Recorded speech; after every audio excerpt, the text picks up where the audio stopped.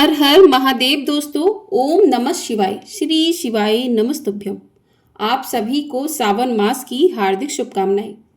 आप सभी पर भगवान भोलेनाथ का आशीर्वाद सदैव ही बना रहे। आज की वीडियो में आप सुनेंगे सावन मास महात्म्य का अध्याय 25। पिछली वीडियो में आपने 1 से 24 तक के अध्याय यदि नहीं सुने हैं तो आप लोग जाकर उन अध्यायों को सुन सकते हैं और भगवान भोलेनाथ की कृपा को प्राप्त कर सकते हैं। तो आज का अध्याय शुरू करने से पहले भगवान भोलेनाथ से प्रार्थना करते हैं और उनके श्री चरणों का ध्यान करते हैं। आज का अध्याय प्रारंभ करते हैं। आज के अध्याय में भोलेनाथ से ये प्रार्थना करते हैं कि इस अध्याय में कोई भी त्रुटि रह जाए, कोई भी भूल हो जाए सुनने में या सुनाने में, तो उसे क्षमा करें और हम भक्तों पर अपनी कृपा बनाए रखें। हर हर महादेव। ओम नमः शिवाय। प्रिय श्रोताओं, इससे पहले के अध्याय में आपने महादेव के श्री मुख से वाल्मीकि मुनि के पूर्व जन्म की कथा सुनी थी। किस प्रकार महर्षि वाल्मीकि विशाख नाम के एक तस्कर थे और वे आने जाने वाले सभी ऋषियों को परेशान करते थे। उनका सारा धन विस्तार पूर्वक जानना चाहते हो तो इससे पहले एक अध्याय आप जरूर सुनिएगा। महादेव जी देवी पार्वती से कहते हैं, हे पार्वती, हिरण्या के पूर्व भाग में महर्षि च्यवन के द्वारा स्थापित परम उत्तम च्यवनादित्य का उत्तम स्थान है। मनुष्यों द्वारा विधि पूर्वक पूजित होने पर वे समस्त अभिष्ट फलों को देने वाले हैं। जो मनुष्य सप्तमी तिथि के दिन 108 नामों के द्वारा श्रद्धा पूर्वक उनकी स्तुति करता है वह मनोवांछित फल को पा लेता है। महादेव जी कहते हैं, पार्वती, महर्षि भृगु के पुत्र च्यवन मुनि ने प्रवास क्षेत्र में जाकर बड़ी भारी तपस्या की।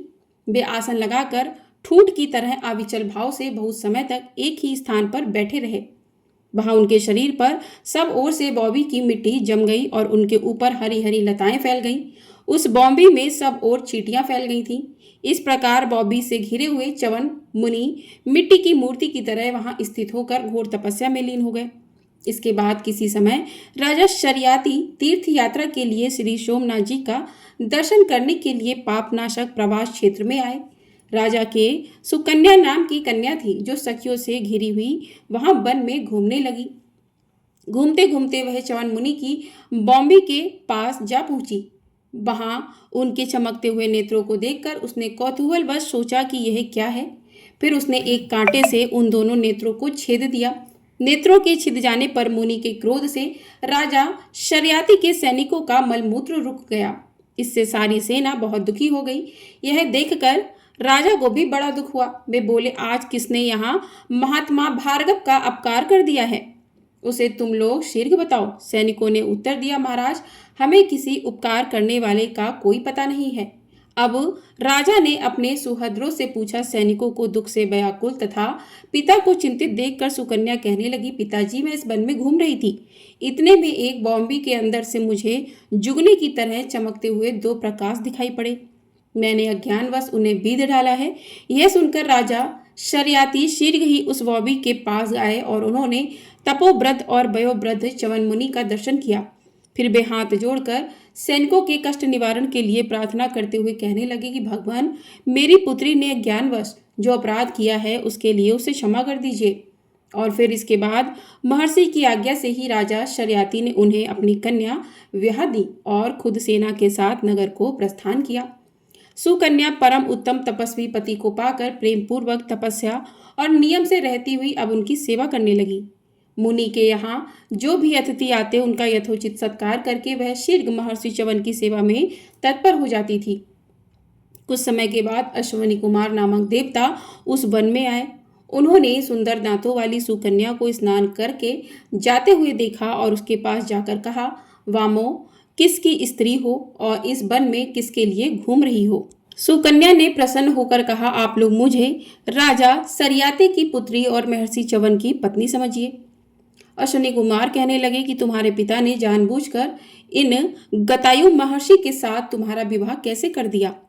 च्यवन जी तुम्हारे पालन पोषण और रक्षण करने में तो सर्वथा समर्थ हैं। एक तो वे व्रत हो गए हैं, ऊपर से उनका शरीर भी जीर्ण निश्चल हो गया है, इसलिए उन्हें छोड़कर तुम हम दोनों में से किसी एक को अपना पति बना लो। उनके ऐसा कहने पर सुकन्या बोली, देवताओं में मैं अपने पतिदेव च्यवन में पूर्णतः अनुरक्त हूँ। मेरे विषय में आप लोग कोई भी ऐसी आशंका मत कीजिए।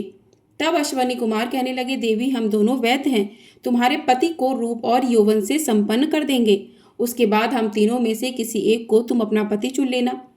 उन दोनों की यह बात सुनकर सुकन्या च्यवन मुनि के पास गई और अश्वनी कुमारों ने जो भी कुछ भी कहा था वह सब उसने उनको कह सुनाया। उसकी बात सुनकर च्यवन मुनि कहने लगे कि अश्वनी कुमारों की बातों का आदर करो। मुनि की यह आज्ञा पाकर सुकन्या उन दिव्य रूपधारी देव वैद्यों से बोली, आप दोनों ने मेरे पति को तरुण बनाने के लिए जो कुछ भी कहा है, अब उसे शीघ्र पूरा कर दीजिए। तब वे बोले कि तुम्हारे पति इस तालाब में प्रवेश करें। तब मुनि च्यवन ने दिव्य रूप की इच्छा से शीघ्र उस तालाब में प्रवेश किया। इसके बाद अश्वनी कुमार भी उस जल के भीतर प्रवेश कर गए। 2 ही घड़ी में वे तीनों उस सरोवर से बाहर निकले। उनके रूप और भेष दिव्य थे। तीनों ही तरुण और दिव्य कुंडलों से विभूषित थे। वे सब एक जगह पर इकट्ठा होकर बोले, शुभे हम में से अब किसी एक को वरण करो। सुकन्या ने सभी को एक समान रूप वाले देखकर अपने मन और बुद्धि से निश्चय करके अपने पति च्यवन मुनि को पहचान लिया और एकमात्र उन्हीं का वरण किया। अपनी पत्नी को पाकर तेजस्वी महर्षि च्यवन अश्वनी कुमारों से बोले, आप दोनों ने कृपा करके मुझे दिव्य रूप तथा तरुण अवस्था से संयुक्त किया और मुझे अपनी पत्नी की प्राप्ति हुई है, इसलिए मैं आप दोनों को यज्ञ भाग का अधिकारी बनाऊंगा। मुनि की यह बात सुनकर अश्वनी कुमार प्रसन्नता पूर्वक वहां से चले गए।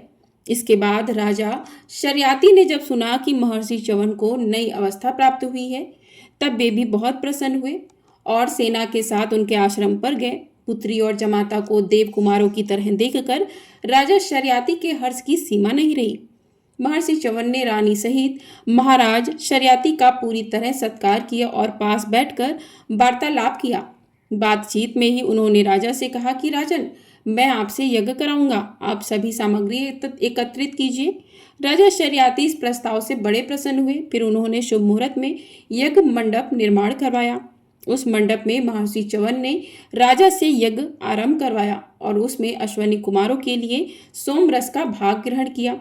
इंद्र ने उन्हें ऐसा करने से रोका और कहा कि अश्वनी कुमार सोमरस के अधिकारी नहीं हैं। ऐसा मेरा निश्चित मत है। वे दोनों देवताओं के वैद्य हैं, इसलिए निंदित माने गए हैं। च्यवन मुनि ने कहा कि हे देवराज, आप अश्वनी कुमारों को भी देवताओं की ही कोटि में समझिए। यह दोनों महात्मा रूप संपदा से संपन्न और तेजस्वी हैं। इन्होंने ही इस समय मुझे अजर बनाया है। देवराज कहने लगे कि यह दोनों वैद्य हैं और इच्छा अनुसार रूप धारण करके मृत्युलोक में विचरते रहते हैं, इसलिए देवताओं की श्रेणी में बैठकर सोम के अधिकारी कैसे हो सकते हैं। इंद्र के ऐसा कहने पर भी उनका अनादर करके च्यवन मुनि ने अश्वनी कुमारों के लिए भाग ग्रहण कर लिया। यह देखकर इंद्र ने कहा, अगर तुम मेरी अवहेलना करके इन वैद्यों के लिए सोमरस का भाग ग्रहण करोगे तो मैं तुम्हारे ऊपर भयंकर वज्र का प्रहार कर दूंगा। देवराज इंद्र की यह बात सुनकर च्यवन मुनि ने एक बार उनकी ओर देखा और अश्वनी कुमारों के लिए सोमरस का भाग विधि पूर्वक निकाल लिया। ठीक उसी समय इंद्र ने उन पर तुरंत वज्र का प्रहार कर दिया, किंतु भृगुनंदन च्यवन ने वज्र सहित उनकी बाह स्तंभित कर दी। इसके बाद मंत्र पढ़कर अग्नि में आहुति डाली। मुनि के तपोबल से उस समय महापराक्रमी महाकाय मद नामक महादैत्य उत्पन्न हुआ और क्रोध में भरकर भयंकर सिंहनाद से संपूर्ण लोकों को गूंजता हुआ देवराज इंद्र की ओर दौड़ा। मुंह बाए हुए काल की तरह उस दैत्य को आते देखकर इंद्र भय से पीड़ित हो गए और मुनिवर च्यवन को प्रणाम करके बोले कि हे भृगुनंदन, आज से यह दोनों अश्वनी कुमार सोमरस के अधिकारी होंगे। तपोधन, मुझ पर आपका अकारण क्रोध न हो। जिस प्रकार आपने इस अश्वनी कुमारों को सोमरस का अधिकारी बनाया है, उसी प्रकार मेरी रक्षा के लिए भी अपने बल वीर को प्रकाशित कीजिए। आज की इस घटना से सुकन्या के पिता राजा शर्याति की कीर्ति संसार में अमर हो जाएगी। हे प्रभु, आप मुझ पर कृपा करें। इंद्र के इस प्रकार प्रार्थना करने पर मुनिवर च्यवन का क्रोध शांत हो गया। इंद्र उनकी आज्ञा लेकर फिर शीघ्र ही वहां से चले गए। च्यवन ने इंद्र की पूजा करके अश्वनी कुमारों सहित सब देवताओं का पूजन किया तथा राजा शर्याति का यज्ञ पूर्ण कराकर वे सुकन्या सहित इस वन में विहार करने लगे। उनके द्वारा स्थापित च्यवनेश्वर लिंग महापातकों का नाश करने वाला है। जो विधि पूर्वक च्यवनेश्वर की पूजा करता है वह अश्वमेध यज्ञ का फल पा लेता है। यहाँ आश्विन मास की पूर्णिमा को विधि पूर्वक श्राद्ध करें और ब्राह्मणों को भोजन कराएं। ऐसा करने से कोटि तीर्थों के सेवन का फल प्राप्त होता है। महादेव जी कहते हैं, पार्वती जहाँ च्यवन मुनि के साथ अश्वनी कुमारों ने स्नान किया था, वह जलाशय सुकन्या सरोवर के नाम से विख्यात है। जो नारी तृतीया को उस सरोवर में स्नान करती है, उसकी गृहस्थी 7,000 जन्मों तक कभी नष्ट नहीं होती और उसका पुत्र दरिद्र, अंगहीन, दीन तथा अंधा नहीं होता। इसके बाद न्यंग कुमति नदी के तट पर जाकर परम उत्तम गोष्पद तीर्थ में गया श्राद्ध करें। उसके बाद भगवान बराह का दर्शन करके नारी गृह की यात्रा करें। फिर मातृसूत की पूजा करके सागर संगम में स्नान करें। फिर नए कुमति के तट पर जाकर मुनिवर अगस्त जी के क्षुधाहर नामक दिव्य आश्रम पर जाएं। वह समस्त पातकों का नाश करने वाला है। उसके पश्चिम भाग में उससे थोड़ी ही दूर पर गंगा जी के द्वारा स्थापित गंगेश्वर लिंग है। अगस्त जी के आश्रम में गंगेश्वर का दर्शन करके स्नान, दान और जप आदि करने से मनुष्य सभी पातकों से मुक्त हो जाता है। उस आश्रम से थोड़ी दूर इस उत्तर दिशा में सूर्य देव ने बाल्यावस्था में तपस्या की है, इससे उनका नाम बाल्यादित्य हुआ है। रविवार को उनका दर्शन करने से मनुष्य कोढ़ ही नहीं होता है और बालकों को रोग व्याधि नहीं सताते। वहां से दक्षिण में 2 कोस की दूरी पर सभी पातकों का नाश करने वाली पातालगामिनी गंगा है, जिन्हें विश्वामित्र जी ने स्नान करने के लिए बुलाया था। उसमें स्नान करके मनुष्य सभी पातकों से मुक्त हो जाता है। वहां गंगेश्वर, विश्वामित्रेश्वर तथा बालेश्वर का दर्शन करने से मनुष्य को संपूर्ण अभिष्ट फलों की प्राप्ति होती है। शास्त्र ज्ञान और शील से संपन्न धर्मात्मा कुबेर ने नय कुमति के पूर्व तट पर एक शिवलिंग स्थापित किया, जो कुबेरेश्वर के नाम से विख्यात है। वहां से पश्चिम न्यूमति के तट पर जो सोमनाथ महादेव हैं, उनकी पूजा करके कुबेर जी ने इस प्रकार मेरी स्तुति की। जो यज्ञ का मूल तुमी के ऊंचे फल के समान आकृति वाली तथा 100 कोटि ब्रह्मांडों में स्थित है, ब्रह्मांडवर्ती देव समूह भी जिसका परिमाण नहीं जानते, महेश्वर की वह कोई महामहिम लिंग मूर्ति सदा हमारी रक्षा करे। जो अजन्मा पुराण उपेंद्र अर्थात श्री विष्णु के भी वंदनीय तथा बड़े बड़े राजाओं से सेवित हैं। चंद्रमा, सूर्य और अग्नि के समान जिनके नेत्र हैं, जो अपनी ध्वजा में भ्रश भेद नदी का चिन्ह धारण करने वाले तथा प्रलय आदि के हेतु हैं, उन महादेव जी को मैं प्रणाम करता हूँ। जो सबके एकमात्र ईश्वर, देवताओं के एक ही बंधु, योग से प्राप्त होने वाले, संपूर्ण विश्व के निवास स्थान, विस्मय के आधार, अनंत शक्ति संपन्न, ज्ञान जनक तथा धैर्य आदि गुणों के कारण सर्वोत्कृष्ट हैं, अथवा जिनमें धैर्य आदि गुणों की अधिकता है, उन भगवान शिव को मैं नमस्कार करता हूँ। जिनके हाथों में पिनाक, पाश, अंकुश और त्रिशूल शोभा पाते हैं, जो मस्तक पर जटाजूट धारण करते हैं, जिनके शब्दोच्चारण में की ध्वनि मेघ के समान गंभीर है, जिनके संपूर्ण अंगों की कांति स्फटिक मणि के समान उज्जवल तथा कंठ में नीला चिन्ह है, जो सहस्त्र मूर्ति धारण करने वाले विशिष्ट पुरुष हैं, उन भगवान शिव को मैं प्रणाम करता हूँ। जिन्हें संत पुरुष अक्षर, निर्गुण, अप्रमेय, ज्योतिर्मय, एक दुरंगम अर्थात दूर गमन करने वाले, जानने योग्य, अनंत, सबके हृदय में अंतर्यामी रूप से विराजमान तथा परम पवित्र बतलाते हैं, उन भगवान शंकर को मैं नमस्कार करता हूँ। जिनका स्वरूप तेज पुंज के समान है, जिनके मस्तक पर बाल चंद्रमा शोभा पाते हैं, जिनका भयानक मुख स्फुरित होता रहता है, जो काल के भी काल, मनोवांछित फलों के दाता, आसक्ति रहित धर्मासन पर स्थित तथा परा और अपरा दोनों प्रकृतियों में विराजमान है, उन भगवान रुद्रदेव को मैं प्रणाम करता हूँ। जो इंद्रियातीत, विश्वपालक, शत्रु, विजय, तीनों गुणों से परे, अजन्मा, निर्भय, तपोमय, वेदमय, प्रजापालक तथा अनेक नामों वाले इंद्र रूप हैं, उन्हीं आप महेश्वर को मैं नमस्कार करता हूँ। जो भूत और भविष्य के ज्ञाता महेश्वर हैं, योग वेत्ता मुनीश्वर, सदा जिनका ध्यान करते रहते हैं, जो संसार बंधन के काटने वाले तथा नित्य मुक्त स्वरूप हैं, उन महादेव जी को मैं बारंबार नमस्कार करता हूँ। जिन परम पुरुष परमात्मा के अनुपम मुख, बल, प्रभाव और स्वभाव आदि का ज्ञान देवताओं को भी नहीं होता, उन अचिंतनीय महिमा वाले भगवान वामदेव को मैं प्रणाम करता हूँ। जिन उग्र मूर्ति भगवान शिव की आराधना करके अगस्त्य जी ने समुद्र को पी लिया तथा राजा दिलीप ने संपूर्ण मनोरथ प्राप्त कर लिए, उन विश्व योनि भगवान शंकर की मैं शरण लेता हूँ। देवेंद्र वंद है, हे शंभु मुझ अनाथ का उद्धार कीजिए, आप कृपालु और करुणामय हैं। हे उमेश, दुख सागर में डूबे हुए मुझ दीन का उद्धार कीजिए। भव, आप सबका कल्याण करने वाले हैं, मेरा भी कल्याण कीजिए। जिनकी पूजा करके ब्रह्मा और इंद्र आदि देवता स्वर्ग में इच्छा अनुसार विहार करते हैं, उन वंदनीय शिव जी की शरण में आकर मैं उन्हीं की स्तुति, उन्हीं का गुणगान, उन्हीं के नाम का जप और उन्हीं की वंदना करता हूँ।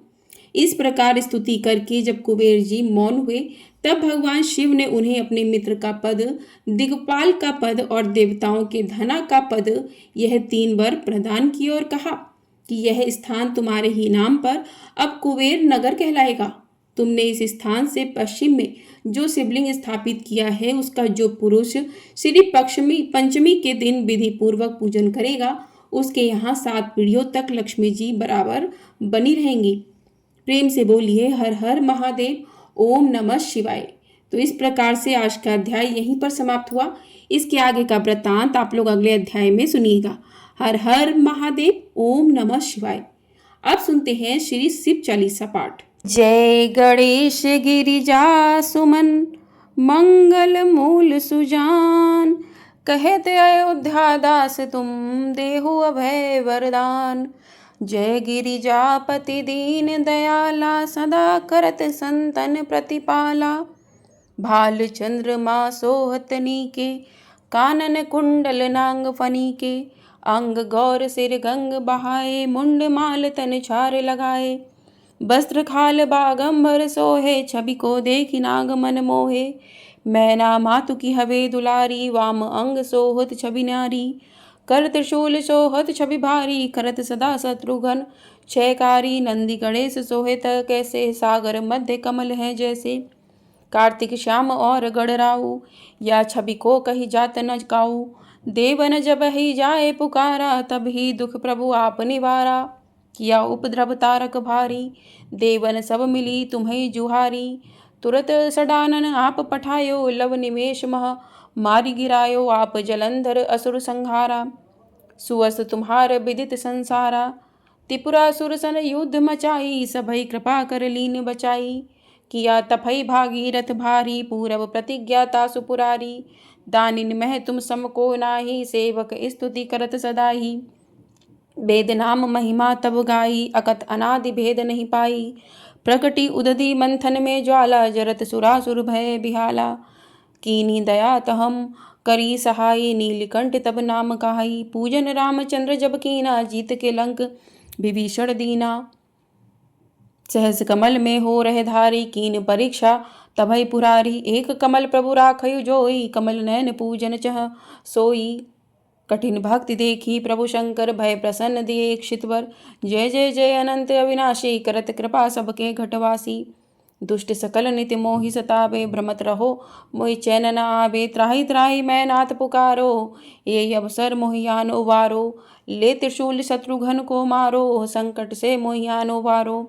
मात पिता भ्राता सब होई, संकट में पूछत नहीं कोई। स्वामी एक है आस तुम्हारी, आए हरो मम संकट भारी। धन निर्धन को देत सदाही, जो कोई जांचे सो फल पाही। अस्तुति के ही विधि करे तुम्हारी, क्षमौ नाथ अब चूक हमारी। शंकर हो संकट के नाशन, मंगल कारण विघ्न विनाशन। योगी यति मुनि ध्यान लगावे, शारद नारद शीश नवावे। नमो नमो जय नमः शिवाय, सुर ब्रह्मादिक पार न पाए। जो ये पाठ करे मन लाई, तापर होत है शंभु सहाई। ऋषनिया जो कोई हो अधिकारी, पाठ करे सो पावनहारी। पुत्र होन कर इच्छा जो निश्चय, शिव प्रसाद ते होई। पंडित त्रयोदशी को लावे, दान पूर्वक होम करावे। त्रयोदशी व्रत करे हमेशा, ताके तन नहीं रहे कलेशा। धूप दीप नैवेद्य चढ़ावे, शंकर सम्मुख पाठ सुनावे। जन्म जन्म के पाप नसावे, अंत धाम शिवपुर में पावे। कहे अयोध्या दास आस तुम्हारी, जानी सकल दुख हरौ हमारी। नित्य नेम कर प्राताहि, पाठ करो चालीसा, तुम मेरी मनोकामना पूर्ण करो जगदीश। मगसर छठी है मंत्र ऋतु, संबद 64 जान, स्तुति चालीसा शिभई पूर्ण कीन कल्याण। हर हर महादेव। इस प्रकार से शिव चालीसा पूर्ण हुआ। अब करते हैं भगवान भोलेनाथ की आरती। ओम जय शिव ओमकारा, प्रभु हर शिव ओमकारा, ब्रह्मा विष्णु सदा शिव अर्धांगी धारा। ओम जय शिव ओमकारा, एकानन चतुरानन पंचानन राजे, स्वामी पंचानन राजे। हंसानन गरुड़ासन वृषवाहन साजे। ओम जय शिव ओमकारा, दो भुज चार चतुर्भुज, दश भुज अति सोहे, स्वामी दश भुज अति सोहे। त्रिगुण रूप निरुखता, त्रिभुवन जन मोहे। ओम जय शिव ओमकारा, अक्षमाला बनमाला मुंडमाला धारी, स्वामी रुंडमाला धारी। चंदन मृग मद सोहे, भाले शशिधारी। ओम जय शिव ओमकारा, श्वेतांबर पीतांबर बागंबर अंगे, स्वामी बागंबर अंगे। सनकादिक भूतादिक ब्रह्मादिक संगे। ओम जय शिव ओमकारा, करके मध्य कमंडलु चक्र त्रिशूलधारी, स्वामी चक्र त्रिशूलधारी। सुखकारी दुखहारी, जग पालनकारी। ओम जय शिव ओमकारा, ब्रह्मा विष्णु सदा शिव जानत अविवेका, प्रणवाक्षर के मध्य ये तीनों एका। ओम जय शिव ओमकारा, काशी में विश्वनाथ विराजत नंदनी ब्रह्मचारी, नितुठ भोग लगावत महिमा अति भारी। ओम जय शिव ओमकारा, त्रिगुण शिव जी की आरती जो कोई नर गावे, कहत शिवानंद स्वामी सुख संपत्ति पावे। ओम जय शिव ओमकारा, हर हर महादेव। ओम नमः शिवाय। तो इस प्रकार से आज का अध्याय भगवान शिव की आरती कथा पूर्ण हुई। आपको वीडियो पसंद आई हो, वीडियो को लाइक कर लीजिएगा। चैनल पर नए हैं तो चैनल को सब्सक्राइब कर लीजिएगा। आपको हमारे चैनल पर एकादशी कब है इसकी जानकारी दी जाएगी, साथ ही एकादशी की कथा भी सुनाई जाएगी। तो ढेर सारा प्यार अपना ज़रूर दीजिएगा और कमेंट बॉक्स में हर हर महादेव अवश्य लिखिएगा। हर हर महादेव। ओम नमः शिवाय।